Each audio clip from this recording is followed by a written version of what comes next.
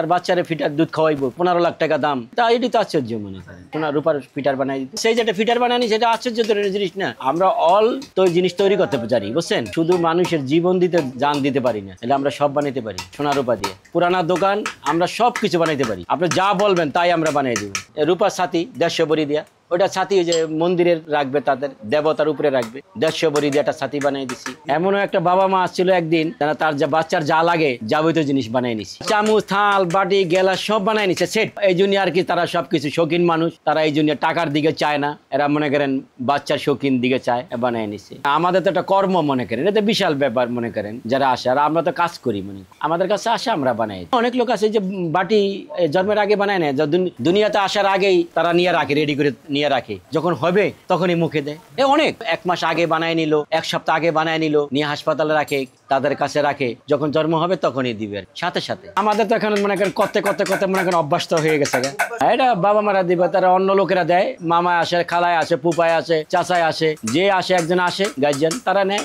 আমাদের এই লাইফের মধ্যে একটা জিনিস আশ্চর্য ধরনের, তাদের ফ্যামিলি যদি ঘড়ি বানাই দিছি, বুঝছেন, স্বর্ণের ঘড়ি, তাদের বিবাহ হইলে জামাইরে স্বর্ণের ঘড়ি দেয়, এই তাদের একটা নেওয়াজ। আমরা মেঘনার ব্রিজ বানাই দিছি, সীতালক্ষার ব্রিজ বানাই দিছি এই সোনার রূপা দিয়া।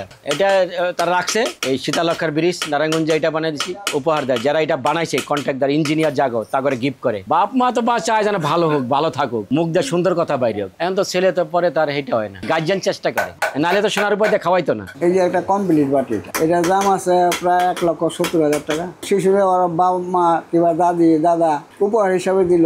এটার মধ্যে হিন্দু মুসলমান খ্রিস্টান কোনো ভেদাভেদ নেই। আপনার শখ হয়েছে আপনার ছেলের আপনি দিবেন। আমরা স্বর্ণের ফিটার বানাই, যেমন ওই প্লাস্টিকের জন্য খাওয়াবে না, আপনি কি যা খাওয়াবেন, আমার একটা 10 লক্ষ টাকা একটা ফিটার বানাও স্বর্ণের, ওটা তো আমার বাচ্চা খাইবে। আমাদের কাছে এমন লোক আসে যে পায়ের তার বাচ্চার জন্মদিনের রূপার জুতা আমরা বানাই দেই। এমনও ছেলে পেলে আছে যারা মাদ্রাসায় লেখাপড়া করে ভালো, তাদের মাথায় রূপার টুপি দিয়ে দেয়। আবার আয়না চিরুনি বাড়ির জন্য, কেউ উপহার দেওয়ার জন্য আয়না চিরুনি এগুলো বানাই রূপার স্বর্ণের। আমি তো এরকম জন্ম নিতে পারি না, আমার বাপ মা সোনার চামচ আমার মুখে ঠেকাতে পারে। যাদের অ্যাবিলিটি আছে তারা স্বর্ণের বাটি স্বর্ণের চামচ দেয়। যেমন শিশু জন্মগ্রহণ করলো, তার মুখটা পবিত্র করার জন্য ও একটু মধু দিল কিংবা একটু দুধ দিল। এটা মানে কি, যেমন জাস্ট আপনি বাচ্চারা আপনি একটা কি দিবেন, কাঁচার প্লেট না ওই মেলামাইন প্লেট না ওইটা সেটা, আচ্ছা এগুলো আমি দিব না, একটা বাটি বানাও স্বর্ণের, ওইটা দিয়ে আমার বাচ্চারা খাবার খাওয়াবো। খুব আনন্দ পায় যে আমার সন্তানরা আমি ফার্স্টে খাবারটা স্বর্ণের জিনিস দিছি।